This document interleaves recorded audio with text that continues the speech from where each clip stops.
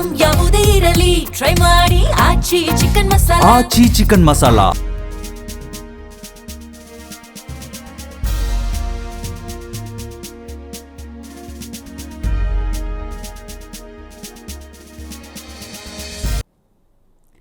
ಬಡವರ ಬಂಧು ಕೆಜಿಎಫ್ ಬಾಬು ವಿಶೇಷ ಕಾರ್ಯಕ್ರಮಕ್ಕೆ ಸ್ವಾಗತ. ನಾನು ಸಿಂಚನಾ. ಇವತ್ತು ನಮ್ಮ ಜೊತೆ ಉದ್ಯಮಿ ಹಾಗೂ ರಾಜಕಾರಣಿ ಕೆಜಿಎಫ್ ಬಾಬು ಅವರಿದ್ದಾರೆ. ಕಾಂಗ್ರೆಸ್ ಪಕ್ಷದಲ್ಲಿ ಸದ್ಯ ಆಗ್ತಾ ಇರುವಂತಹ ಡೆವಲಪ್ಮೆಂಟ್ಸ್ಗಳ ಬಗ್ಗೆ ಕೆಜಿಎಫ್ ಬಾಬು ಅವರು ಏನು ಹೇಳ್ತಾರೆ ಬನ್ನಿ ಕೇಳೋಣ. ನಮಸ್ತೆ ಸರ್, ಹೇಗಿದ್ದೀರಾ? ಹೇಗಿದ್ದೀರಾ ಸರ್? ಮೊದಲನೇದಾಗಿ ಈಗ ನಾವು ದಾವಣಗೆರೆ ಬೈ ಎಲೆಕ್ಷನ್ ವಿಚಾರ ಮಾತಾಡಲೇಬೇಕು. ಅಂದರೆ ನೀವು ಕೂಡ ಕಂಟೆಸ್ಟ್ ಮಾಡ್ತೀರಾ ಅನ್ನೋ ಟಾಕ್ ಇತ್ತು. ಲಾಸ್ಟ್ ಟೈಮ್ ನೀವು ಹೇಳಿದ್ರಿ ಅಂದರೆ ಸಾವಿರಾರು ಜನರ ಬೆಂಬಲ ನಿಮಗೆ ಇದೆ ಅಂತ. ಆದರೂ ಕೂಡ ಕಂಟೆಸ್ಟ್ ಮಾಡಿಲ್ಲ, ಯಾಕೆ? ಮೇಡಮ್, ನಮ್ಮದು ಏನಿದೆ, ಎಲ್ಲರಿಗೂ ನಮಸ್ಕಾರ. ದಾವಣಗೆರೆದವರು ಎಲ್ಲ ಒಂದು ಸಾವಿರಾರು ಜನ ಬಂದಿದ್ದರು ನನ್ನ ಹತ್ರ.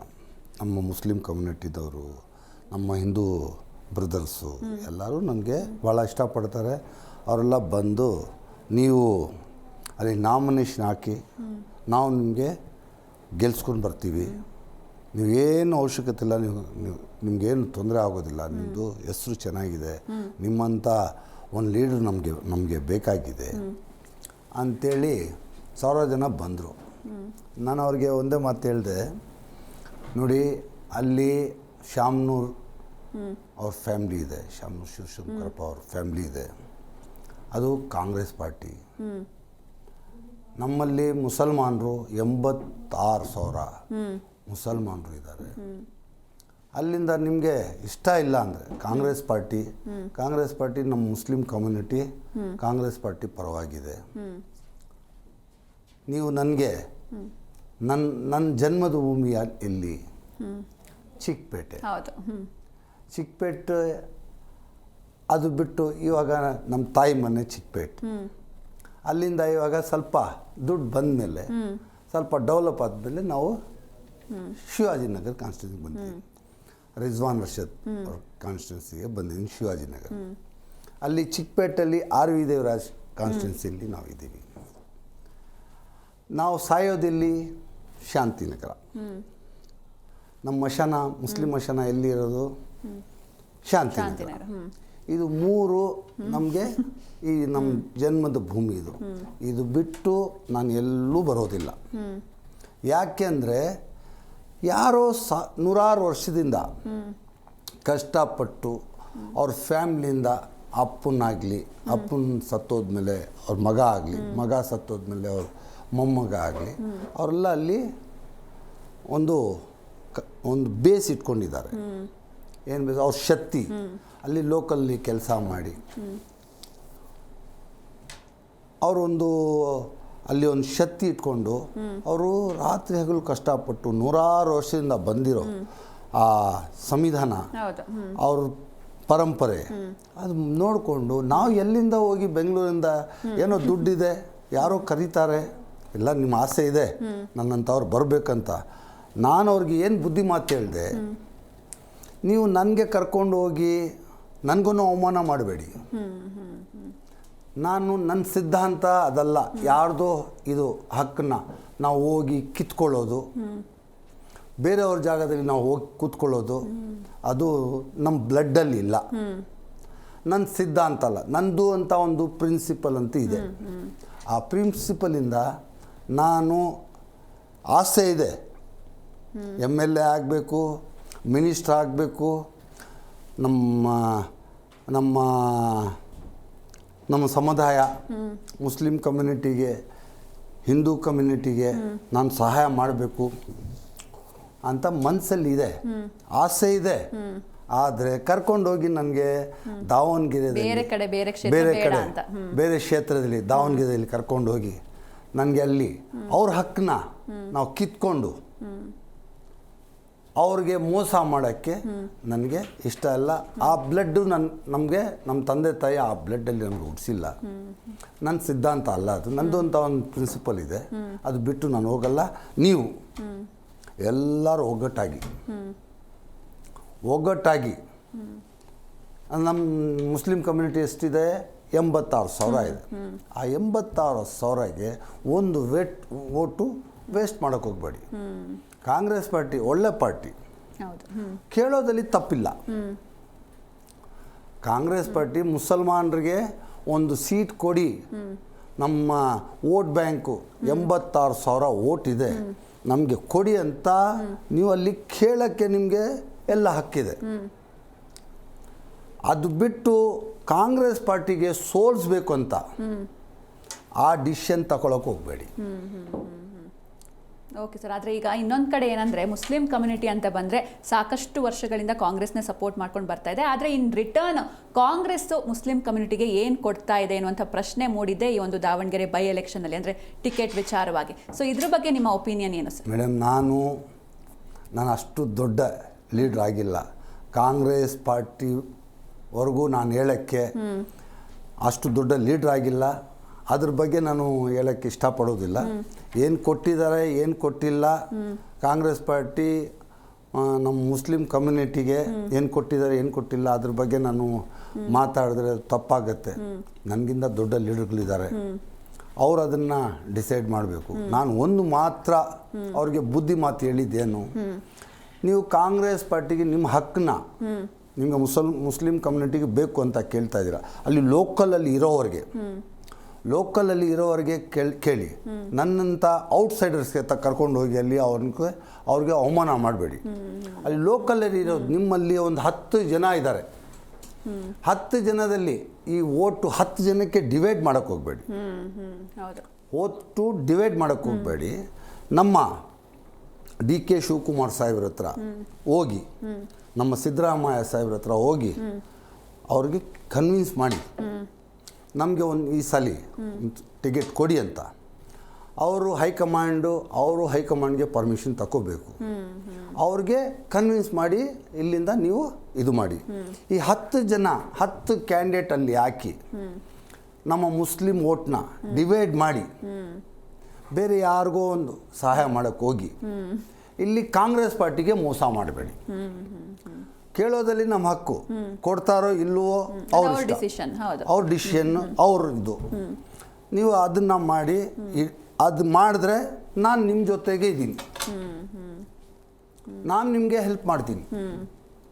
ಆ ವೋಟ್ ಎಲ್ಲ ಹಾಳು ಮಾಡಿ ನೀವು ಇದು ಮಾಡಿದ್ರೆ ಅದರಲ್ಲಿ ನಾನು ಬರೋದಿಲ್ಲ. ನನಗೆ ದಯವಿಟ್ಟು ಇದನ್ನು ಬಿಟ್ಟು ನನಗೆ ಕರ್ಕೊಂಡೋಗಿ ಅಲ್ಲಿ ಕ್ಯಾಂಡಿಡೇಟ್ ಆಗಿ ಮಾಡೋದು ಬಿಟ್ಟು ನಿಮ್ಮಲ್ಲಿ ಒಬ್ಬರು 10 ಜನದಲ್ಲಿ 10 ಜನ ಕೂತ್ಕೊಳ್ಳಿ, ಮುಸಲ್ಮಾನರು ನಮ್ಮ ಕಮಿಟಿಯಿಂದ 10 ಜನ ಕೂತ್ಕೊಂಡು ಅದರಲ್ಲಿ ಒಬ್ಬರಿಗೆ ನನಗೆ ಬೇಕು ನಿಮಗೆ ಬೇಕು ಅಂತ ಜಗಳ ಬರುತ್ತೆ. ಅದಕ್ಕೆ ನೀವು ಏನು ಡಿಸಿಷನ್ ತಗೊಳ್ಳಿ, ಒಂದು ಪ್ರಮಾಣ ಮಾಡಿ 10 ಜನ ಕೂತ್ಕೊಂಡು ಒಂದು ಲಾಟ್ರಿ ಥರ ಚೀಟಿ ಹಾಕಿ 10 ಜನ ಲೀಡ್ರ್ ಇದ್ದಾರಲ್ಲ, ಯಾರಪ್ಪ ನಿಂತಾರೆ, ನಿಂಗೆ ಇಂಟ್ರೆಸ್ಟ್ ಇದೆ, ನಿಂಗೆ ಇಂಟ್ರೆಸ್ಟ್ ಇದೆ, ನಿಂಗೆ ಇಂಟ್ರೆಸ್ಟ್ ಇದೆ, ಎಲ್ಲರೂ ಬನ್ನಿ, ನಾವು ಒಂದು ಪ್ರಮಾಣ ಮಾಡೋಣ. ಪ್ರಮಾಣ ಮಾಡಿ ಈ ಚೀಟಿ ಹಾಕೋಣ. ಈ ಚೀಟಿ 10 ಚೀಟಿ ಹಾಕಿ ಅದರಲ್ಲಿ ಒಂದು ಚೀಟಿ ತಗೊಳ್ಳೋಣ. ಅದರಲ್ಲಿ ಯಾರ್ದು ಹೆಸರು ಬರುತ್ತೆ ಅದು ಹುರ್ರ ಅಂತಾರೆ ನಮ್ಮಲ್ಲೇ. ಅದು ಯಾರು ಅದರಲ್ಲಿ ವಿನ್ ಆಗ್ತಾರೆ ಅವ್ರ ಹೆಸರು ಇರುತ್ತೆ. ಈಗ ಜಬ್ಬಾರ್ MLC ಜಬ್ಬಾರ್ ಇದ್ದಾರೆ, ಅವ್ರ ಹೆಸರು ಬಂತ ನಾವು ಪ್ರಮಾಣ ಮಾಡಿ ಎಟ್ಟಕ್ಕೆ ಮುಂದೆ ಓಪನ್ ಮಾಡೋಕ್ಕೆ ಮುಂದೆ ಪ್ರಮಾಣ ಮಾಡಿ ಅದರಲ್ಲಿ ಇವ್ರ ಹೆಸರಲ್ಲಿ ಬರ್ತಾ ಇದೆಯಾ ಅಂತ ಅವ್ರಿಗೆ ನಾವು ಕೆಲಸ ಮಾಡ್ತೀವಿ ಅಂತೇಳ್ಬಿಟ್ಟು ನಾವೆಲ್ಲ ಒಗ್ಗಟ್ಟಾಗಿ ಸೇರಿ ಕೆಲಸ ಮಾಡ್ತೀವಿ, ನಾವು ವೋಟ್ನ ವೇಸ್ಟ್ ಮಾಡೋದಿಲ್ಲ ಅಂತ ನೀವು ಅದು ಒಂದು ಪ್ರಮಾಣ ಮಾಡಿಕೊಂಡು ಅಲ್ಲಿ ಹೋಗಿ ಚೀಟಿ ತಗೊಳ್ಳಿ. ಅದರಲ್ಲಿ ಯಾರಿಗೆ ಬರುತ್ತೆ ಅವ್ರಿಗೆ ಕೆಲಸ ಮಾಡಿ, ಎಲ್ಲರೂ 10 ಜನ ಸೇರಿ ಕೆಲಸ ಮಾಡಿ. ಕಾಂಗ್ರೆಸ್ ಪಾರ್ಟಿಗೆ ಒಂದು ಬೆನಿಫಿಟ್ ಆಗುತ್ತೆ, ನಿಮಗೂ ಒಂದು ಬೆನಿಫಿಟ್ ಆಗುತ್ತೆ. ನಮ್ಮ ಮುಸ್ಲಿಂ ಕಮ್ಯುನಿಟಿ ಕಾಂಗ್ರೆಸ್ ಪಾರ್ಟಿಗೆ ಬಿಟ್ಟು ಹೋದ್ರು ಅಂತ ಹೇಳ್ಬಿಟ್ಟು ಅದು ಒಂದು ಡ್ಯಾಮೇಜು ತರಬೇಡಿ. ಯಾಕಂದರೆ ನಾವು ಕರ್ನಾಟಕದಲ್ಲಿ ಇರಬೇಕು, ನಮಗೆ ಕಾಂಗ್ರೆಸ್ ಪಾರ್ಟಿ ಬಿಟ್ಟರೆ ಬೇರೆ ಚಾಯ್ಸ್ ಇಲ್ಲ ನಮ್ಮ ಹತ್ರ. ಅದಕ್ಕೆ ವೇಸ್ಟ್ ಮಾಡಿ ಕಾಂಗ್ರೆಸ್ಗೂ ಹಾಳು ಮಾಡಬೇಡಿ, ನಿಮ್ಮ ಹೆಸರು ಹಾಳು ಮಾಡ್ಕೋಬೇಡಿ. ಇದೆಲ್ಲ ಮಾಡಿದ್ರೆ ಅದರಲ್ಲಿ ಏನು ಬೇಕಾದ್ರೂ ಎಷ್ಟು ದುಡ್ಡು ಖರ್ಚಾದ್ರೂ ನಾನಿದ್ದೀನಿ, ನೀವು ಅದು ಮಾಡಿ. ಇಲ್ಲ ಅಂದರೆ ಅದು ಮಾಡಿಲ್ಲ ಅಂದರೆ ನೀವು ಜಗಳ ಮಾಡ್ಕೊಳ್ತಾ ಇದ್ರಿ. ಜಗಳ ಮಾಡ್ಕೊಳ್ಳೋಂಗೆ ಅವನು ನಾನು ಆ SDP ಇಲ್ಲಿ ಕಾಂಗ್ರೆಸ್ಸು, ಅಲ್ಲಿ ಇಂಡಿಪೆಂಡೆಂಟು, ಅಲ್ಲಿ ಯಾವುದೋ MIM ಹಿಂಗೆ ಎಲ್ಲ ಮಾಡಿ ನೀವು ಅದನ್ನು ಹಾಳು ಮಾಡಿ ಅದನ್ನು ಒಂದು ಬದನಾಮ್ ಮಾಡಿ ಒಂದು ಮುಸಲ್ಮಾನರಿಗೆ ಒಂದು ಕೆಟ್ಟ ಹೆಸರು ತರಬೇಡಿ. ಜೊತೆಗೆ ಇದರಿಂದ ಮೂರನೇವ್ರು ಲಾಭ ಪಡ್ಕೊಳ್ತಾರಲ್ಲ. ಮೂರನೇವ್ರು ಲಾಭ ಪಡೋದಿರಲಿ, ಮುಸಲ್ಮಾನರಿಗೆ ಒಂದು ಕೆಟ್ಟ ಹೆಸರಲ್ಲ. ಕಾಂಗ್ರೆಸ್ ಪಾರ್ಟಿ ಜೊತೆಗಿದ್ದು ಕಾಂಗ್ರೆಸ್ಗೆ ಮೋಸ ಮಾಡಿದ್ರು ಅಂತ ಒಂದು ಮುಸಲ್ಮಾನರಿಗೆ ಒಂದು ಕೆಟ್ಟ ಹೆಸರು ಬರುತ್ತೆ. ಅದು ಮಾಡೋಕ್ಕೆ ಹೋಗಬೇಡಿ. ನಮ್ಮೆಲ್ಲ ಇಷ್ಟೆಲ್ಲ ಕಷ್ಟಪಟ್ಟು ನಾನು ಚಿಕ್ಕಪೇಟೆಯಲ್ಲಿ ಕಂಟೆಸ್ಟ್ ಮಾಡಿದೆ. ಕಾಂಗ್ರೆಸ್ ಪಾರ್ಟಿ ಏನಾಯಿತು, MLC ಎಲೆಕ್ಷನಲ್ಲಿ MLC ಟಿಕೆಟ್ ಕೊಟ್ಟರು ನನಗೆ ಬ್ಯಾಂಗ್ಳೂರು ಅರ್ಬನ್ನಿಂದ. ನಮ್ಮ DK ಶಿವಕುಮಾರ್ ಸಾಹೇಬರು ಕರೆದು ಕೊಟ್ಟರು. ಅಲ್ಲಿ ಅದು BJP ಭದ್ರಕೋಟೆ, ಅದು ಯಾವುದು, ಅಲ್ಲಿ ಯಾರು ನಿಲ್ಲಕ್ಕೆ ರೆಡಿ ಇರಲಿಲ್ಲ. ನಾನು ಹೋದೆ, 800 ಓಟಿಂದ ಸೋತ. 800 ಜಾಸ್ತಿ ಓಟಿಲ್ಲ, 800 ಓಟಿಂದ ಸೋತೋದ್ರೆ ನನಗೆ ಅಲ್ಲಿಂದ ನಾನು ಕೌಂಟಿಂಗಿಂದ ಆಚೆ ಬಂದೆ. ಮೀಡಿಯಾದವರು ಎಲ್ಲ ಬಂದರು. ನಾನು ಆಟೋನಲ್ಲಿ ಒಂದು ಮಾತು, ನಾನು ಯಾರ ಬಗ್ಗೆನೂ ಒಂದು ಕೆಟ್ಟ ಮಾತು ಹೇಳಲಿಲ್ಲ, ಯಾರಿಗೂ ನಾವು ಇದು ಕೊಟ್ಟಿಲ್ಲ. ನಾನು ಅಲ್ಲಿ ಬ್ಯಾಂಗ್ಳೂರು ಅರ್ಬನ್ನಲ್ಲಿ ನನಗೆ ಮತ ಕೊಟ್ಟು ಇಷ್ಟವರೆಗೂ ತಗೊಂಡು ಬಂದು KGF ಬಾಬು ಯಾರಂತ ತೋರಿಸಿದ್ದು ಆ ನಮ್ಮ ಅಕ್ಕ ತಂಗಿಗಳಿಗೆ, ಅಣ್ಣ ತಮ್ಮಂದರಿಗೆ, ತಾಯಿ ತಂದೆಗಳಿಗೆ ನಾನು ಧನ್ಯವಾದಗಳು ಹೇಳ್ತೀನಿ. ಅವ್ರ ಋಣದಲ್ಲಿದ್ದೀನಿ, ಅವ್ರ ಸಾಲ ತೀರಿಸ್ಬೇಕು. ಅದಕ್ಕೆ ನನಗೆ ಶೋಕಿಲ್ಲ. ನನಗೆ ಯಾರ್ಯಾರು ಸಹಾಯ ಮಾಡಿದ್ದಾರೆ ಆ ಋಣ, ಅವ್ರಿಗೆ ನಾನು ಸಾಲಗಾರ, ಅವ್ರ ಋಣ ತೀರ್ಸೋಕ್ಕೆ ನಾನು ಬಂದಿದ್ದೀನಿ. ನನಗೆ ಪಾಲಿಟಿಕ್ಸ್ ಹುಚ್ಚು ಏನಕ್ಕೆ ಬಂದಿದೆ, ನನಗೆ ಅಂತ ಹೇಳ್ಬಿಟ್ಟು ಒಂದು 21,000 ಓಟ್ ಕೊಡ್ತಾರೆ ಆ ತಾಯಿ ತಂದೆಗಳಿಗೆ. ಆ ಋಣ ತೀರಿಸ್ಬೇಕಾ ಬೇಡ, ಅವ್ರಿಗೆ ನಾನು ಸಾಲಗಾರ ಅಂತೇಳ್ಬಿಟ್ಟು ಇದೆಲ್ಲ ಅವ್ರಿಗೆ ಬುದ್ಧಿ ಮಾತು ಹೇಳಿದೆ. ಇಲ್ಲಿ ಸ್ವಲ್ಪ ಕೋಪದಲ್ಲಿದ್ದರು ಜನ, ಇಲ್ಲಿ ದಾವಣಗೆರೆ ಮುಸ್ಲಿಂ ಎಲ್ಲ ಸ್ವಲ್ಪ ಕೋಪದಲ್ಲಿದ್ದರು. ಅವ್ರಿಗೆಲ್ಲ ಸಮಾಧಾನ ಮಾಡಿ ಊಟ ಗೀಟ ಕೊಟ್ಟು ಅವ್ರಿಗೆ ರಾತ್ರಿ 2 ಗಂಟೆವರೆಗೂ ಮನೆಯಲ್ಲಿ ಕನ್ವಿನ್ಸ್ ಮಾಡಿ ನನ್ನ ಮನೆಯಲ್ಲಿ ಅವ್ರಿಗೆ ಇಲ್ಲಿಂದ ಕಳಿಸ್ಕೊಟ್ಟೆ. ಫೋನಲ್ಲಿ ನಾನು ಟಚಲ್ಲಿದೆ. ನೋಡಪ್ಪ, ಕಾಂಗ್ರೆಸ್ ಬಿಟ್ಟು ಹೋಗಬೇಡಿ, ಕಾಂಗ್ರೆಸ್ಗೆ ಏನಾದಿರಲಿ, ನಮಗಿರೋದು ಒಂದೇ ಪಾರ್ಟಿ. ಕರ್ನಾಟಕದಲ್ಲಿ ಮುಸಲ್ಮಾನರಿಗೆ ಇರೋದು ಒಂದೇ ಪಾರ್ಟಿ. ಅದು ಏನು ನಾವು ಸುಳ್ಳು ಹೇಳೋದಿಲ್ಲ, ಮುಚ್ಚಿ ಹೇಳೋದು ಏನಿಲ್ಲ. ಅಲ್ಲಿ ಕಾಂಗ್ರೆಸ್ ಮುಸಲ್ಮಾನರು ಶಕ್ತಿ, ಕಾಂಗ್ರೆಸ್ಸಿಂದಲೇ ನಾವಿದ್ದೀವಿ. ಮುಸಲ್ಮಾನರು ಕಾಂಗ್ರೆಸ್ ಬಿಟ್ಟು ಬೇರೆ ಯಾರಿಗೂ ಓಟ್ ಕೊಡಲ್ಲ. ಆಮೇಲೆ ಇಂಡಿಪೆಂಡೆಂಟ್ ಆಗಿ ನಾನು ಚಿಕ್ಕಪೇಟೆಯಲ್ಲಿ ಕಂಟೆಸ್ಟ್ ಮಾಡಿದೆ. ಇದರಲ್ಲಿ MLCಯಲ್ಲಿ ನನಗೆ ಟಿಕೆಟ್ ಕೊಟ್ಟರು, ಸೋತೋದೆ. ಚಿಕ್ಕಪೇಟೆಯಲ್ಲಿ ನಾನು ಕೇಳಿದೆ, ಚಿಕ್ಕಪೇಟೆ ಕೊಡಿ, ನಾವು ಇಲ್ಲೇ ಹುಟ್ಟಿ ಬೆಳೆದಿರೋದು, ಇದೇ ಸ್ಲಮ್ ಖಾದರ್ ಶರೀಫ್ ಗಾರ್ಡನ್ ಸ್ಲಮ್ಮಲ್ಲಿ ಹುಟ್ಟಿ ಬೆಳೆದಿರೋದು, ನನಗೆ ಇಲ್ಲಿ ಟಿಕೆಟ್ ಕೊಡಿ.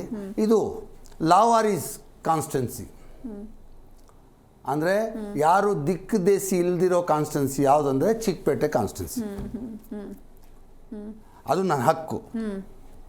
ನೀವು ಇದನ್ನು ನೋಟ್ ಮಾಡಬೇಕು ತಾವು. ಇದ್ರ ಮೇಲೆ ಕ್ವಶನ್ ಮಾಡಿ ನಾನು ಆನ್ಸರ್ ಕೊಡ್ತೀನಿ. ಯಾಕಂದರೆ 7 ಸಾರಿ RV ದೇವರಾಜ್ ಅವ್ರಿಗೆ, ಪಾಪ ಅವರು ದೇವರವ್ರಿಗೆ ಇದು ಮಾಡಬೇಕು, ಅವ್ರು ಶಾಂತಿ ಕೊಡಬೇಕು. RV ದೇವರಾಜ್ ಅವ್ರಿಗೆ 7 ಸಾರಿ ಟಿಕೆಟ್ ಕೊಡ್ತಾರೆ ಕಾಂಗ್ರೆಸ್ ಪಾರ್ಟಿಯಿಂದ. 7 ಸಾರಿ ಕೊಟ್ಟು 4 ಸಾರಿ ಗೆಲ್ತಾರೆ, 3 ಸಾರಿ ಗೆಲ್ತಾರೆ, 4 ಸಾರಿ ಸೋತೋಗ್ತಾರೆ. ಅವ್ರಿಗೆ ಟಿಕೆಟ್ಟು.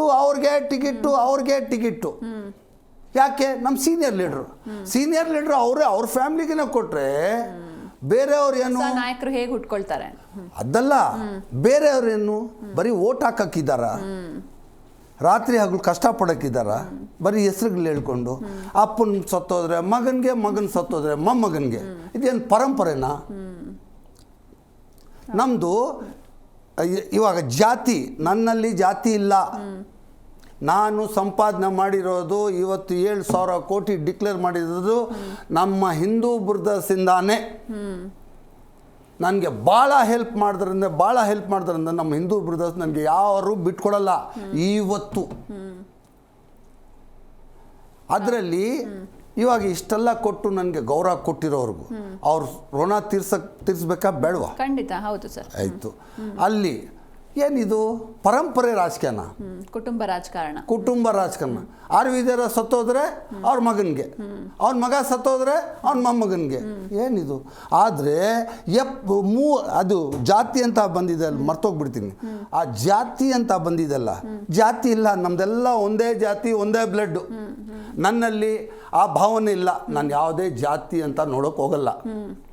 ನನಗೆ ಒಂದು ನೋವು ಏನಿದೆ ಅಂದರೆ 3 ಸಲ ಈಗ ಎಲ್ಲ ಇವಾಗ ಜಾತಿ ರಾಜಕಾರಣ ಮಾಡ್ತಾರೆ ಬೇರೆಯವರು, ಅದಕ್ಕೆ ಹೇಳ್ತೀನಿ 3,000 ಓಟು ಬಲ್ಜಿಗ ಕಮ್ಯುನಿಟಿದು 3,000 ಓಟಿದೆ.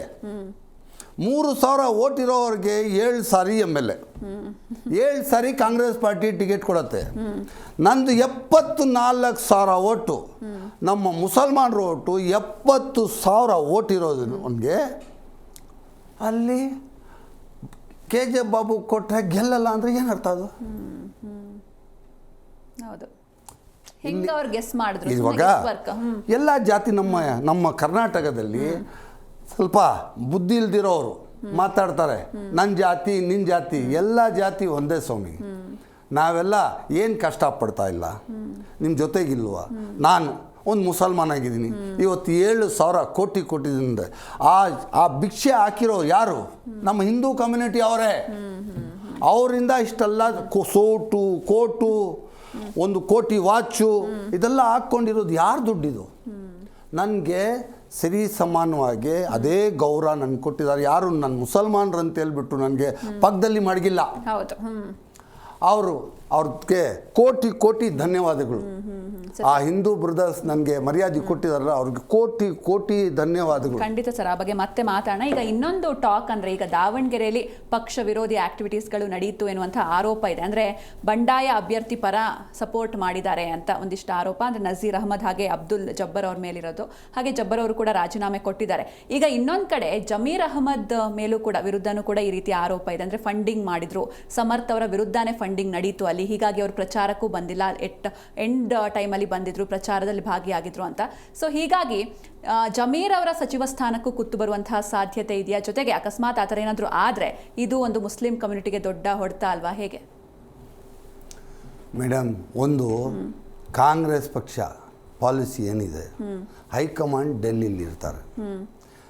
ಇಲ್ಲಿ ಸಿದ್ದರಾಮಯ್ಯ ಅವರು ಮತ್ತು DK ಶಿವಕುಮಾರ್ ಸಾಹೇಬ್ ಇರ್ತಾರೆ. ಇಂಥ ಇದರಲ್ಲಿ ಜಮೀರ್ ಅಹಮದ್ ಆಗಲಿ, ನಸೀರ್ ಅಹಮದ್ ಆಗಲಿ, ಜಬ್ಬಾರ್ ಆಗಲಿ, ಇದು ಕಾಂಗ್ರೆಸ್ ಅವರು ಕಾಂಗ್ರೆಸ್ಗೆ ಒಂದು ಮಕ್ಕಳ ಥರ. ಯಾರು? ಸಿದ್ದರಾಮಯ್ಯ ಸಾಹೇಬರು, DK ಶಿವಕುಮಾರ್ ಸಾಹೇಬರು, ಜಮೀರ್ ಅಹಮದ್ ಸಾಹೇಬರು, ನಸೀರ್ ಅಹಮದ್ ಸಾಹೇಬರು, ಜಬ್ಬಾರ್ ಅಹಮದ್ ಸಾಹೇಬರು, ಇವರೆಲ್ಲ ಏನಂದ್ರೆ ಒಂದು ಮನೆಗೆ ತಾಯಿ ತಂದೆಗೆ ಮಕ್ಕಳ ಥರ ಇವರು. ಆ ಮಕ್ಕಳು ತಾಯಿ ತಂದೆಗೆ ಮೋಸ ಮಾಡ್ತಾರ. ನಾನು ಒಂದೇ ಮಾತು ಕೇಳ್ತೀನಿ, ಇದು ರಾಜಕಾರಣನೆಲ್ಲ ಬಿಡಿ, ಯಾರಿಗೆ ಬಾಯಿಗೆ ಹೆಂಗೆ ಬರುತ್ತೆ ಹಂಗೆ ಮಾತಾಡ್ತಾರೆ. ಒಂದು ನಿಮ್ಮ ಮನೆಗೆ ನಿಮ್ಮ ತಂದೆಗೆ ಎಷ್ಟೇ ಕಷ್ಟ ಬರಲಿ, ನಿಮ್ಮ ತಂದೆಗೆ ಬಿಟ್ಟು ನೀವು ಹೋಗ್ತೀರಾ? ಅಂದರೆ ಆರೋಪಗಳೆಲ್ಲ ಸುಳ್ಳು ಅಂತ ನಿಮ್ಮ ಪ್ರಕಾರ? ಅಲ್ಲ, ನಾನು ಹೇಳೋದು ಕೇಳಿ. ಮನೆಗೆ ತಂದೆಗೆ ಮೋಸ ಮಾಡ್ತಾರೆ, ತಾಯಿಗೆ ಮೋಸ ಮಾಡ್ತಾರೆ. ಅದು ಕೋಪ ಇರುತ್ತೆ ಎಲ್ಲರಿಗೂ. ಯಾರಿಗೂ ನಮ್ಮ ಕಮ್ಯುನಿಟಿಗೆ ಟಿಕೆಟ್ ಕೊಟ್ಟಿಲ್ಲ, ನಮ್ಮ ಕಮ್ಯುನಿಟಿಗೆ ಇದು ಮಾಡಿಲ್ಲ, ನಮ್ಮ ಕಮ್ಯುನಿಟಿಗೆ ಕಾಂಗ್ರೆಸ್ ಪಾರ್ಟಿ ಸಪೋರ್ಟ್ ಕೊಟ್ಟಿಲ್ಲ, ನಮಗೆ ಟಿಕೆಟ್ ಕೊಟ್ಟಿಲ್ಲ, ನಮ್ಮ ಮಾತು ಕೇಳಲಿಲ್ಲ ಅಂತ ಎಲ್ಲ ಲೀಡರ್ಸ್ಗಳೇ, ಜಮೀರ್ ಅಹಮದ್ಗೂ ಇರುತ್ತೆ, ನಸೀರ್ ಅಹಮದ್ಗೂ ಇರುತ್ತೆ, ಜಬ್ಬಾರ್ ಅಹಮದ್ಗೂ ಇರುತ್ತೆ, ಎಲ್ಲರಿಗೂ ಇರುತ್ತೆ. ಆದರೆ ಇಷ್ಟು ಕೀಳ್ ಮಟ್ಟಕ್ಕೆ ಯಾರೂ ಹೋಗೋದಿಲ್ಲ. ಸೊ ನಿಮ್ಮ ಪ್ರಕಾರ ಹಾಗಾದರೆ ಆರೋಪಗಳೆಲ್ಲ ಅದೆಲ್ಲ ಸುಳ್ಳು ಮೇಡಮ್. ಅದೆಲ್ಲ ಏನು ಬಾಯಿ ಇದೆ ಅಂತ ಹೇಳ್ಬಿಟ್ಟು ಏನು ಹೇಳ್ಬೋದಾ? ಹೇಳೋಕ್ಕಾಗೋದಿಲ್ಲಲ್ಲ. ಇದೆಲ್ಲ ಏನಿದೆ ಕೋಪ ಇರುತ್ತೆ. 1-2 ದಿವಸ ಇವಾಗ ಜಮೀರ್ ಅಹಮದ್ ಅಲ್ಲಿ ಕ್ಯಾಂಪನಿಂಗ್ ಬಂದಿಲ್ಲ, ಇದು ಮಾಡಿಲ್ಲ ಅಂತ ಆರೋಪಗಳು ಇರ್ಬೋದು. ಆದರೆ ಅವ್ರಿಗೆ ಕೇರಳ ಇನ್ಚಾರ್ಜ್ ಹಾಕಿದ್ದಾರೆ. ಅದು ಯಾವುದು? ಅದು ಪಾರ್ಟಿ ಕಾಂಗ್ರೆಸ್ದಲ್ಲ, ಅಲ್ಲಿ ಇನ್ಚಾರ್ಜ್ ಹಾಕಿದ್ದಾರೆ. ಅವ್ರ ಪಾಪ ಅಲ್ಲಿಂದ ಒಂದು ದಿವಸಕ್ಕೆ ಬಂದಿದ್ದಾರೆ. ನಾನು ಅವ್ರಿಗೆ ಮಾತಾಡಿ ಭಾಳ ದಿವಸ ಆಯಿತು, ನನ್ನ ಒಂದು 6-7 ತಿಂಗಳು ಆಯಿತು ಮಾತಾಡಿ ಜಮೀರ್ ಅಹಮದ್ ಅವ್ರಿಗೆ. ನಾನು ಯಾರ ಪರವಾಗೂ ಇಲ್ಲ, ತಪ್ಪೋ ಸುಳ್ಳೋ ರಾಂಗೋ, ಈ ಆರೋಪ ಎಲ್ಲ ಹಾಕಿದಾರಲ್ಲ ಇದು ಸುಳ್ಳು. ಜಮೀರ್ ಅಹಮದ್ ಬಗ್ಗೆನೂ ಸುಳ್ಳೆ, ಸೊ ಹಂಗಾರೆ ನಸೀರ್ ಅಹಮದ್ ಬಗ್ಗೆನೂ ಸುಳ್ಳೆ. ಇದೆಲ್ಲ ಸುಳ್ಳು ಅಂತ ಹೇಳ್ತೀರಾ ನೀವು? ಇವಾಗ ಮೇಡಮ್ ಅವ್ರು ಜಮೀರ್ ಅಹಮದ್ ಹೇಳಿದ್ರೆ ಓಟ್ ಹಾಕ್ಬಿಡ್ತಾರಾ ಹೇಳಿ? ಮುಸ್ಲಿಂ ಕಮ್ಯುನಿಟಿ ಜಮೀರ್ ಅಹಮದ್ ಹೇಳಿದ್ರೆ ಹಾಕ್ಬಿಡ್ತಾರಾ? ಇಲ್ಲ ನಸೀರ್ ಅಹಮದ್ ಹೇಳ್ಬಿಟ್ರೆ ಆಗ್ಬಿಡ್ತಾರಾ? ನಸೀರ್ ಅಹಮದ್ ಹೋಗಿಲ್ಲ ಅಂದರೆ ಮುಸ್ಲಿಂ ಕಮ್ಯುನಿಟಿ ಟರ್ನ್ ಆಗಿಬಿಡುತ್ತಾ? ಇಲ್ಲ ಜಬ್ಬಾರ್ ಹೋಗಿಲ್ಲ ಅಂದರೆ ಜಬ್ಬಾರ್ ಲೋಕಲ್, ಜಬ್ಬಾರ್ ಹೋಗಿಲ್ಲ ಅಂದರೆ ಮುಸ್ಲಿಂ ಕಮ್ಯುನಿಟಿ ಆಗ್ಬಿಡ್ತಾರಾ? ಅದೆಲ್ಲ ನೋಡಿ, ಕಾಂಗ್ರೆಸ್ ಪಾರ್ಟಿಗೆ ಇರೋ ಓಟು, ನಮ್ಮ ಮುಸಲ್ಮಾನರು ಇರೋ ಓಟ್ ಬ್ಯಾಂಕು ಎಲ್ಲೂ ಹೋಗೋದಿಲ್ಲ. ಎಲ್ಲಿ ಹೋಗುತ್ತೆ? ಜಮೀರ್ ಅಹಮದ್ಗೆ ಹೇಳಿದ್ರೆ ಒಂದು 100 ಓಟು ಬೀಳಲ್ಲ, ನಸೀರ್ ಅಹಮದ್ ಹೇಳಿದ್ರೆ ಒಂದು 50 ಓಟ್ ಬೀಳಲ್ಲ, ಜಬ್ಬಾರ್ ಹೇಳಿದ್ರೆ ಒಂದು 20 ಓಟ್ ಬೀಳಲ್ಲ. ಅಷ್ಟೇ ಬಿಟ್ಟು ಇವರಿಂದಾನೇ ಕಾಂಗ್ರೆಸ್ ಪಾರ್ಟಿ ನಡೀತಾ ಇದೆ ಅಂತ ಮುಸ್ಲಿಂ ಕಮ್ಯುನಿಟಿ ಇವ್ರ ಮಾತೇ ಕೇಳತ್ತೆ. ಇಲ್ಲ, ಅದಕ್ಕೆ ಅಂತ ಸಿದ್ದರಾಮಯ್ಯ ಸಾಹೇಬ್ರು ಇದ್ದಾರೆ. ಸಿದ್ದರಾಮಯ್ಯ ಸಾಹೇಬ್ರು ಒಂದು ರೌಂಡ್ ಹೋದ್ರು, DK ಶಿವಕುಮಾರ್ ಒಂದು ರೌಂಡ್ ಹೋದ್ರು. ಹೋದ್ರೆ ಎಲ್ಲ ಕಮ್ಯುನಿಟಿ ಟರ್ನ್ ಆಗತ್ತೆ. ನಮ್ಮ ಕಾಂಗ್ರೆಸ್ ಪಾರ್ಟಿ ಮುಖಂಡರು ಯಾರು? ಸಿದ್ದರಾಮಯ್ಯಜಿ. ಸೆಕೆಂಡ್ ಲೈನಲ್ಲಿ ಯಾರಿದ್ದಾರೆ? DK Shivakumar sir. ಇವರಿಬ್ಬರಿಂದಾನೇ ಈ ಪಾರ್ಟಿ ನಡೀತಾ ಇದೆ ಕರ್ನಾಟಕದಲ್ಲಿ. ಹಾಗೆ ಸರ್, ಈಗ ನಿಮ್ಮ ದೇವರು ಅಂತ ನೀವು ಸಾಕಷ್ಟು ಬಾರಿ ಹೇಳಿದಿರ DK ಶಿವಕುಮಾರ್ ಅವ್ರನ್ನ. ಸೊ ಅವರು CM ಆಗ್ತಾರಾ ಹೇಗೆ? ಆಗಲೇಬೇಕು ಮೇಡಮ್. ನಮ್ಮ DK ಶಿವಕುಮಾರ್ ಸಾಹೇಬರು ಇವತ್ತು ಕಾಂಗ್ರೆಸ್ ಪಾರ್ಟಿ 130-135 ಸೀಟು ತಗೊಂಡು ಬರೋಕ್ಕೆ ಕಾರಣ ಯಾರು ಅಂದರೆ ಅದು ಒಂದೇ ಒಂದು ಹೀರೋ DK ಶಿವಕುಮಾರ್. ಅವ್ರಿಗೆ ಈ ಪಾರ್ಟಿ 130-135 ಸೀಟ್ ತಗೊಂಡು ಬರೋಕ್ಕೆ ಅವರು ಹೆಲ್ತ್ ಕೆಡಿಸ್ಕೊಂಡ್ರು. ಅವ್ರಿಗೆ ಶುಗರ್ ಬಂದ್ಬಿಡ್ತು, BP ಬಂದ್ಬಿಡ್ತು, ಇಲ್ದಿರೋದೆಲ್ಲ. ಒಂದು ನಿಮಿಷ, ಅವ್ರಿಗೆ ಇದೆಲ್ಲ ಕಾಯಿಲೆಗಳು ಬಂದು ಇಷ್ಟೆಲ್ಲ ಟೆನ್ಷನ್ ತಗೊಂಡು 224 ಸೀಟಲ್ಲಿ ಡೈಲಿ ಕೆಲಸಕಾರಿ ಬಿಟ್ಟು ಅವರು ಡೈಲಿ ಇದು 2 ವರ್ಷ ಇದ್ರ ಮೇಲೆ ಹೋಗಿ ಕಾಂಗ್ರೆಸ್ಗೆ ಒಂದು ಒಳ್ಳೆ ರಿಸಲ್ಟ್ ತಗೊಂಡು ಬಂದ್ರಂದರೆ ಅದು DK ಶಿವಕುಮಾರ್ ಸಾಹೇಬ್ರೆ. ಅದರಲ್ಲಿ ಸಿದ್ದರಾಮಯ್ಯ ಸಾಹೇಬ್ರು ಇದ್ದಾರೆ ಒಟ್ಟಿಗೆ, 2 ಕಣ್ಣು ಅವರು. ಸಿದ್ದರಾಮಯ್ಯ ಸಾಹೇಬ್ರು ಒಂದು, DK ಶಿವಕುಮಾರ್ ಸಾಹೇಬ್ರು ಇಬ್ಬರು ಕಷ್ಟಪಟ್ಟು 130-135 ಸೀಟು 224ಅಲ್ಲಿ ತಗೊಂಡು ಬಂದಿದ್ದಾರೆ ಅಂದರೆ ಅದು ಒಂದು ಅಚೀವ್ಮೆಂಟ್ ಅದು. ಬಟ್ ಹೈಕಮಾಂಡ್ ಯಾಕೋ ಈ ಕಡೆ ಗಮನ ಹರಿಸ್ತಾ ಇಲ್ಲ ಅಂತ ಅನಿಸ್ತಿಲ್ವಾ ಸರ್? ಯಾಕಂದರೆ ತುಂಬ ಡಿಲೇ ಆಗ್ತಾ ಇದೆ ಆಲ್ರೆಡಿ. ಸೊ ನಿಮ್ಮ ಹೋರಾಟ ಮುಂದೆ ಅಕಸ್ಮಾತ್ ಏನಾದರೂ DK ಶಿವಕುಮಾರ್ ಅವರು CM ಆಗಲಿಲ್ಲ ಅಂದರೆ ನಿಮ್ಮ ಹೋರಾಟ ಯಾವ ರೀತಿ ಇರುತ್ತೆ? ಇಲ್ಲಲ್ಲ, DK ಶಿವಕುಮಾರ್ ಆಗ್ತಾರೆ. ಇವಾಗ ನಮ್ಮ ಸಿದ್ದರಾಮಯ್ಯ ಸಾಹೇಬರು ದೊಡ್ಡ ಮನಸ್ಸು ಮಾಡ್ತಾರೆ, DK ಶಿವಕುಮಾರ್ ಸಾಹೇಬರು ಆಗ್ತಾರೆ. ಇಲ್ಲಿ ಜನಗಳು ಹೇಳ್ತಾರೆ, ಜನಗಳು ಮಾತು ಕೇಳಕ್ಕೆ ಹೋಗಬೇಡಿ. ಒಬ್ಬೊಬ್ಬರು ಒಂದೊಂದು ಥರ ಹೇಳ್ತಾರೆ. ಇವಾಗ ಸಿದ್ದರಾಮಯ್ಯ ಸಾಹೇಬ್ರು ಪರವಾಗಿರೋರು ಸಿದ್ದರಾಮಯ್ಯ ಸಾಹೇಬರು ಮಾತಾಡ್ತಾರೆ, DK ಶಿವಕುಮಾರ್ ಸಾಹೇಬರು ಪರವಾಗಿರೋರು DK ಶಿವಕುಮಾರ್ ಮಾತಾಡ್ತಾರೆ. ಆದರೆ ನಾವು ಏನು ಜನರಲ್ ಆಗಿ ಥಿಂಕ್ ಮಾಡೋಣ. ಜನರಲ್ ಆಗಿ ಥಿಂಕ್ ಮಾಡಬೇಕಂದ್ರೆ ನಮಗೆ ಸಿದ್ದರಾಮಯ್ಯ ಸಾಹೇಬರು ಬೇಕು, DK ಶಿವಕುಮಾರ್ ಸಾಹೇಬರು ಬೇಕು. 2 ಕಣ್ಣು ನಮಗೆ, ಅವರಿಬ್ಬರು ನಮಗೆ ಬೇಕು. ಇದರಿಂದ ಇವಾಗ DK ಶಿವಕುಮಾರ್ ಸಾಹೇಬರು CM ಆಗಬೇಕಂತ ನಮಗೆ ಎಲ್ಲರಿಗೂ ಕನಸಿದೆ. ನಮ್ಮ ಏನು ಹೇಳ್ತೀರಿ ನಾವು, ನಮ್ಮ ಕನಸು DK ಶಿವಕುಮಾರ್ ಒಂದು ಸಾರಿ CM ಆಗಬೇಕಂತ ನಾವು ದುವಾಗಳು ಮಾಡ್ತಾ ಇದ್ದೀವಿ, ಅವ್ರ ಬಗ್ಗೆ ಬೇಡ್ಕೊಳ್ತಾ ಇದ್ದೀವಿ, ಪ್ರೇಯರು ಮಾಡ್ತಾ ಇದ್ದೀವಿ ಅವ್ರಾಗಲಿ ಅಂತ. ಅವ್ರಿಗೊಂದು ಅವಕಾಶ ಕೊಡಬೇಕು.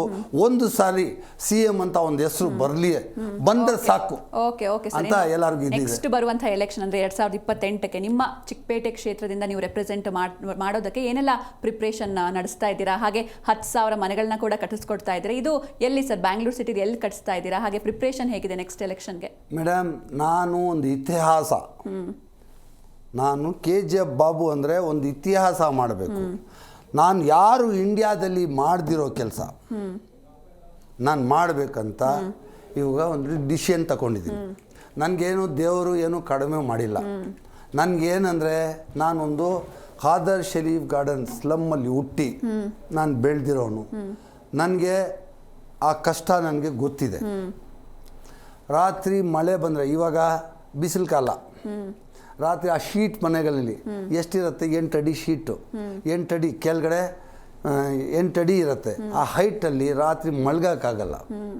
ಬಿಸಿಲು ಕಾಲದಲ್ಲಿ ಎಲ್ಲ ಮನೆಯಲ್ಲಿ ಆ ಶೀಟ್ ಮನೆಗಳು ಬಿಸಿಲು ಹೆಂಗಿರುತ್ತೆ, ಆ ಶೀಟು ಬೆಂಕಿ ಅಂತ ಹಂಗಿರುತ್ತೆ. ಅಲ್ಲಿಂದ ಬಂದು ಆಚೆ ಮಲಗ್ತೀವಿ. ಆಚೆ ಮಲಗಿದ್ರೆ ಅಲ್ಲಿ ಮಸ್ಕಿಟಸ್ಸು ಎಲ್ಲ ಬಂದು ನಮಗೆ ಕಚ್ತಾರೆ. ಅದರಿಂದ ನಮಗೆ ಹೆಲ್ತ್ ಕೆಟ್ಟು ಹೋಗ್ತಾ ಇದೆ. ಆ ಥರ ಒಂದು ಕಾಡು ಮನುಷ್ಯನ ಥರ ನಾವು ಬಾಳ್ತಾ ಇದ್ದೀವಿ. ಇದು ಬಿಸಿಲು ಕಾಲದಲ್ಲಿ. ಅದೇ ಮಳೆಕಾಲ ಬಂದ್ಬಿಟ್ರೆ ಮೇಲಿಂದ ನೀರು ಸುಳಿತಾ ಇರುತ್ತೆ. ಆ ಡಬ್ಬಗಳು, ಟಿನ್ನುಗಳು, ಚೇರ್ಗಳು ಇಟ್ಕೊಂಡು ರಾತ್ರಿ ಎಲ್ಲ ಮಲಗ್ತೀವಿ. ಕೆಳಗಡೆ ಕೂಲಿ ಕೆಲಸಕ್ಕೂ, ಆಟೋ ಕೆಲಸಕ್ಕೂ, ಆಟೋ ಡ್ರೈವರ್ ಕೆಲಸಕ್ಕೂ, ಆಟೋ ತೊಳೆಯೋ ಕೆಲಸಕ್ಕೂ ಹೋಗ್ತೀವಿ. ಈ ಥರ ಆ ಸ್ಲಮ್ಮಲ್ಲಿ ಎಲ್ಲ ಬೆಂಗಳೂರಲ್ಲಿ ಎಷ್ಟು ಸ್ಲಮ್ಗಳು ಇದೆ, ಅಷ್ಟು ಸ್ಲಮ್ಗಳಲ್ಲಿ ಇದೇ ಕಷ್ಟ ಇದೆ. ಇದರಲ್ಲಿ ಯಾರು ಇವಾಗ ಸರ್ಕಾರಕ್ಕೇನೆಂದರೆ ಸರ್ಕಾರ ಆ ಹಳೆ ಮನೆಗಳಿಗೆ ಮುಟ್ಟಕ್ಕೆ ಹೋಗಲ್ಲ. ಅರ್ಥ ಮಾಡ್ಕೊಳ್ಳಿ, ಇದು ಇಂಪಾರ್ಟೆಂಟ್ ಪಾಯಿಂಟ್. ಎಲ್ಲರಿಗೂ ಮನೆಗಳು ಕೊಡ್ತಾರೆ. ಎಲ್ಲಿ ಕಟ್ತಾರೆ? ಸಿಟಿ ಬಿಟ್ಟು ಹೋಗ್ತಾರೆ. ಹೊರಗಡೆ ಸಿಟಿಯಲ್ಲಿ ಯಾರು ಹೋಗಿ ಒಂದು ಸಿಮೆಂಟ್ ಒಂದು ಬ್ಯಾಗ್ ಸಿಮೆಂಟ್ ಕೊಡಲ್ಲ ಯಾರು. ಎಲ್ಲಿ ನಾವು ಎಲ್ಲೋ ಊರುಗಳಲ್ಲಿ ಮಾಡ್ತೀವಿ, ಬೇರೆ ಡಿಸ್ಟ್ರಿಕ್ಟಲ್ಲಿ ಮಾಡ್ತಾರೆ. ನಮ್ಮ ಸಿಟಿಯಲ್ಲಿ ನಮ್ಮ ಕಣ್ಮುಂದೆ ಇದೆ. ಆ ಸಿಟಿಯಲ್ಲಿ ಹೋಗಿ ಒಂದು ಬ್ಯಾಗ್ ಸಿಮೆಂಟು, ಒಂದು 10 ಹಾಲೋ ಬ್ಲಾಕ್ ಕೊಡೋಕ್ಕೆ ಯಾರೂ ಹೋಗೋದಿಲ್ಲ. ಒಂದು 4 ಶೀಟ್ ಈಸ್ಕೊಡೋರಲ್ಲ. ಮಿಕ್ಕಿದ್ದೆಲ್ಲ ಮಾತುಗಳು ಆಡ್ತಾರೆ. ಆದರೆ ನಮ್ಮ ಕಣ್ಮುಂದೆ ಇರೋದಕ್ಕೆ ನೀವು ಮಾಡಿಲ್ಲ ಅಂದರೆ ಬೇರೆ ಎಲ್ಲಿ ಮಾಡಿ ಪ್ರಯೋಜನ ಏನು? ಅಲ್ಲಿ ಇದಕ್ಕೆ ನಾನು 10,000 ಮನೆಗಳು ಕಟ್ಕೊಡ್ಬೇಕು. ಇಂಡಿಯಾದಲ್ಲಿ ಯಾರೂ ಮಾಡದಿರೋ ಕೆಲಸ ನಾನು ಮಾಡಬೇಕಂತ. ಯಾಕೆ? ಎಲೆಕ್ಷನ್ ಟೈಮಲ್ಲಿ ನಾನು ಈ ತಪ್ಪನ್ನ 300 ಮನೆ ಕಟ್ಕೊಟ್ಟೆ. 293 ಮನೆ ಕಟ್ಟಿದ್ದೀನಿ. 7 ಮನೆ ಕಟ್ಕೊಟ್ಟಿಲ್ಲ. ಯಾಕೆ? ಕಾರಣ ಏನು? ಎಷ್ಟು ಅವಮಾನ ಆಯಿತು ನನಗೆ, ಎಷ್ಟು ಅವಮಾನ ಮಾಡಿದ್ರು. ಯಾರು? ಆ ಮನೆಗಳು ನನಗೆ ಕೊಟ್ಟಿದ್ದಾರಲ್ಲ ಅವ್ರು ಮಾಡಿಲ್ಲ. ಅವ್ರಿಗೆ ಆಪೋಸಿಟ್ನವರು, ನಮಗೆ ಆಗದಿರೋರು, ನಮ್ಮ ಯುವರಾಜ್, RV ದೇವರಾಜ್ ಮಗ ಯುವರಾಜು 7 ಮನೆಗೆ 700 ಜನ ಕರ್ಕೊಂಡು ಬಂದು. ಹೆಂಗಿದೆ ನೋಡಿ. ಇದು ಭಾಳ ನೋವಿಂದ ಹೇಳ್ತೀನಿ. ನನಗೆ ಇದು ಮಾತು ನೀವು ಕೇಳಬೇಕು, ಜನಗಳಿಗೆ ಗೊತ್ತಾಗಬೇಕು. 7 ಮನೆಗೆ 700 ಜನ. ಎಲ್ಲಿ? ನಮ್ಮ ಏರಿಯಾದಲ್ಲಿ ಖಾದರ್ ಶರೀಫ್ ಗಾರ್ಡನ್ ಆಗಲಿ, ಆ ಬಡ ಮಕಾನಲ್ಲಿ ಆಗಲಿ ಯಾರೂ ಬಂದಿಲ್ಲ. ಔಟ್ಸೈಡ್ರಿಂದ ಕರ್ಕೊಂಡು ವಿಲ್ಸನ್ ಗಾರ್ಡನಿಂದ ಕರ್ಕೊಂಡು ಬಂದು 700 ಜನ ನನ್ನ ಮನೆ ಹತ್ರ ಬಂದು ಧರಣೆ ಮಾಡ್ತಾರೆ. ಧರಣೆ ಮಾಡಿ ಹೇಳ್ತಾರೆ ಏನು? KGF ಬಾಬುಗೆ ಧಿಕ್ಕಾರ, 420 KGF ಬಾಬುಗೆ ಧಿಕ್ಕಾರ ಅಂತಾರೆ. 420 KGF ಬಾಬುಗೆ ಧಿಕ್ಕಾರ ಅಂತಾರೆ. ಏನಪ್ಪ ನಾನು ಮಾಡಿದೆ? 293 ಮನೆ ಕಟ್ಕೊಟ್ಟಿದ್ದು ನಾನು 420ನಾ? ನಿಮ್ಮ ಸಾಲಗಾರನ? ನಿಮ್ಮ ಸಾಲ ತಗೊಂಡಿದ್ದೀನ? ಇಲ್ಲ ನಾನು MLA ಆಗಿದ್ದೀನ? ಇಲ್ಲ ಒಂದು ಕಾರ್ಪೊರೇಟರ್ ಆಗಿದ್ದೀನ? ನಾನು ನಮ್ಮ ಅಕ್ಕ ತಂಗಿಗಳಿಗೆ, ಅಣ್ಣ ತಮ್ಮಂದರಿಗೆ, ತಾಯಿ ತಂದೆಗಳಿಗೆ ನನ್ನ ಖುಷಿಯಿಂದ ನಾನು ಕೊಟ್ಟಿರೋದು. ಆ ಮನೆಯವರು ನನ್ನ ಹತ್ರ ಕಟ್ಸ್ಕೊಂಡಿದ್ದಾರಲ್ಲ ಮನೆ, ಅವ್ರು ಬಂದು ಹೇಳಿಲ್ಲ. ಬೇರೆ ಯಾರೋ ಔಟ್ಸೈಡರ್ಸ್ ಬಂದು ರೌಡಿಗಳನ್ನ ಕರ್ಕೊಂಡು ಬಂದು ನನ್ನ ಮನೆ ಹತ್ರ 420 KGF ಬಾಬು ಅಂತ ನನಗೆ ಧಿಕ್ಕಾರ ಹಾಕಿದ್ರು. ಅದು ನೀವು ನೋಡಿದ್ದೀರಾ, ನಿಮ್ಮ ಚಾನಲ್ಲು ಬಂದಿದೆ. ನನಗೆ ಅದೇನೋದು ನೀರು ಬಂದ್ಬಿಡ್ತು, ಕೈ ಕಾಲೆಲ್ಲ ಶೇಕ್ ಆಗೋಯ್ತು. ಏನಪ್ಪ ಇದು ಪ್ರೆಸ್ ಕಾನ್ಫರೆನ್ಸ್ ಜಾಗದಲ್ಲಿ ಇಲ್ಲಿ ಕರ್ಕೊಂಡು ಬಂದು ಈ ಥರ ಮಾಡ್ತಾ ಇದ್ದಾರಂತ. ಪೊಲೀಸ್ನವ್ರು ಲ್ಯಾಟಿ ಚಾರ್ಜ್ ಆಯಿತು. ಅದು ನಾನು ಏನು ಮಾಡಿದೆ ಇವಾಗ ಹೇಳ್ತಾ ಇದ್ದೀನಿ. ಇವಾಗ ಮನೆಗಳು ಕಟ್ಟಾಯಿತು. ಆ ಮನೆಗಳು ವಕ್ಫ್ ಪ್ರಾಪರ್ಟಿನಲ್ಲಿ ಇವನು ಆಲಂ ಪಾಷಾ ಅಂತ ಒಬ್ಬರು ನಮ್ಮ RT ಕಾರ್ಯಕರ್ತಿದ್ದಾರೆ. ಅವ್ರು ಏನು ಎಲ್ಲ ಕಡೆ ಅವ್ರದ್ದು ಅದೇ ಕೆಲಸ. ನಾನು ಅಲ್ಲಿ ಯಾವುದದು ವಕ್ಫ್ ಪ್ರಾಪರ್ಟಿನ ನಾನು ಆ ಪ್ರಾಪರ್ಟಿನ ದಬ್ಬಾಳಿಕೆ ಮಾಡಿಕೊಂಡು ಅದು ನಾನು ಮಾರಾಟ ಮಾಡ್ಕೊಳ್ಳೋಕ್ಕೆ ಇದು ಮಾಡ್ತೀನಿ ಅಂತೇಳ್ಬಿಟ್ಟು ಹೈಕೋರ್ಟಲ್ಲಿ ಒಂದು ರಿಟ್ ಪಿಟಿಷನ್ ಹಾಕ್ತಾರೆ.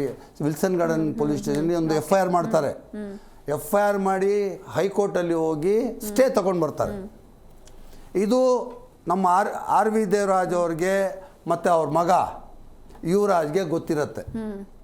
ಕೇಳಿ, ಇದು ಇಂಪಾರ್ಟೆಂಟ್ ಇದು ನಿಮ್ಮ ಮೇಲೇನು ನಾಳೆ ಬರುತ್ತಿದ್ದಲ್ಲ, ಅವ್ರಿಗೆ ಗೊತ್ತಿರತ್ತೆ ದುಷ್ಟೇ ಆಗಿದೆ ಅಂತೇಳಿ ಈ ಜನಗಳನ್ನಲ್ಲಿ ಅಲ್ಲಿ ಹೋಗಿ ಎಬ್ಬಿಸ್ತಾರೆ. ಎಬ್ಸಿ ಏನು, ನಾನು ಕೋಪದಲ್ಲಿ ಬಂದು ಆ ಮನೆಗಳು ಕಟ್ಟಕ್ಕೆ ಹೋಗಬೇಕು, ಇವರಲ್ಲಿ ಕಂಟೆಂಪ್ಟ್ ಆಫ್ ಕೋರ್ಟ್ ಮಾಡಿ ನನಗೆ ಜೈಲು ಕಳಿಸ್ಬೇಕು. ಪ್ಲಾನ್ ಹೆಂಗಿದೆ? ಯಾರು ಎಂಥ ನೀಚ್ ಕೆಲಸ, ಎಂಥ ಪ್ಲಾನಿಂಗ್ ಮಾಡ್ತಾರೆ ನೋಡಿ. ನಾನು ಅವ್ರಿಗೆ ದುಡ್ಡೆಲ್ಲ ಕೊಡ್ತೀನಿ, ಆ ಮನೆಯಲ್ಲಿ ಇರೋರಿಗೆ ದುಡ್ಡು ಕೊಟ್ಟು ಎಲ್ಲಿ ರೆಂಟಲ್ಲಿ ತಗೊಂಡಿದ್ದಾರಲ್ಲ ಅಲ್ಲಿ ಹೋಗಿ ರೆಂಟ್ ಪೇ ಮಾಡಿ, ನೀವು ಅಲ್ಲಿರಿ ಅಮ್ಮ, ಇವಾಗ ಟೈಮ್ ಸರಿ ಇಲ್ಲ, ನಾನು ಏನಾದ್ರು ಮಾಡಿದ್ರೆ ತಪ್ಪಾಗುತ್ತೆ, ಇದೆಲ್ಲ ಹೇಳಿಲ್ಲ ಅವ್ರಿಗೆ. ಹೇಳಿ ಅವ್ರಿಗೆಲ್ಲ ಮ್ಯಾನೇಜ್ ಮಾಡಿದ್ದೀನಿ. 700 ಜನ ಕರ್ಕೊಂಡು ಬಂದು ನಮ್ಮ ಮನೆಯಲ್ಲಿ ಅಲ್ಲಿ ಧರ್ನೆ ಕೂತ್ಕೊಳ್ತಾರೆ. ಈ ಥರ ಎಲ್ಲ ಇದೆ. ಇದು ಏನಂದರೆ, ನಾನು ಭಾಳ ನೋವಿಂದ ಹೇಳ್ತಾ ಇದ್ದೀನಿ, ನಾನು ಏನೋ ಒಂದು ಒಳ್ಳೆ ಕೆಲಸ ಮಾಡೋಕ್ಕೆ ಹೋಗಿದ್ದೀನಿ, ನನಗೆ ಸಪೋರ್ಟ್ ಮಾಡಬೇಕು ನೀವು. ಅದು ಬಿಟ್ಟು ಇವತ್ತು ಹೆಂಗಿದೆ ಗೊತ್ತಾ, ನಾನು ಕಟ್ಕೊಟ್ಟಿರೋದು ಒಂದೇ ಫ್ಲೋರ್, ಇವಾಗ 3 ಫ್ಲೋರ್ 4 ಫ್ಲೋರ್ ಕಟ್ಟಿದ್ದಾರೆ. ಈಗ ಹೋಗಿ ಅಲ್ಲಿ ಸ್ಲಮ್ ಇಲ್ಲ, ಒಳ್ಳೆ ಅಪಾರ್ಟ್ಮೆಂಟ್ಗಳ ಥರ ಇದೆ. ಆ ಕೆಲಸ ಇವತ್ತು ನಾನು ಮಾಡಬೇಕು. ಆವತ್ತು ಪರ್ಮಿಷನ್ ಇಲ್ದಂಗೆ ಹೋಗಿ ಸಿಗಾಕೊಂಡು 8 FIR ನನ್ನ ಮೇಲೆ ಆಗಿದೆ. ಇನ್ನೋರ್ಗೂ ಹೋಗ್ತಾ ಇದ್ದೀವಿ ಕೋರ್ಟ್ಗೆ, 8 FIR ಆಗಿದೆ. ಇವಾಗ ಆ ತಪ್ಪು ಇವತ್ತು ಮಾಡಬಾರ್ದು ಅಂತ ನಾನು ಏನು ಮಾಡಿದೆ, ಚೀಫ್ ಸೆಕ್ರೆಟರಿಗೆ ಲೆಟರ್ ಬರ್ದ್ರಿ. ಎಸ್ ಸರ್, ಅದ್ರ ಬಗ್ಗೆ ನೆಕ್ಸ್ಟ್ ನಾವು ಮಾತಾಡ್ತಾ ಹೋಗೋಣ. Yes, thank you so much, ಇಷ್ಟೊತ್ತು ನಮ್ಮ ಸ್ಟುಡಿಯೋಗೆ ಬಂದ್ರಿ. Thank you so much. ನಮಸ್ಕಾರ. ಎಸ್, ನೋಡಿದ್ರಲ್ವಾ ವೀಕ್ಷಕರೇ, ಇದಾಗಿತ್ತು ಉದ್ಯಮಿ ಹಾಗೂ ರಾಜಕಾರಣಿ KGF ಬಾಬು ಅವರೊಂದಿಗಿನ ಮಾತುಕತೆ. ನೋಡ್ತಾ ಇರಿ ಜಿ ಕನ್ನಡ ನ್ಯೂಸ್, ಸತ್ಯವೇ ಸುದ್ದಿಯ ಜೀವಾಳ.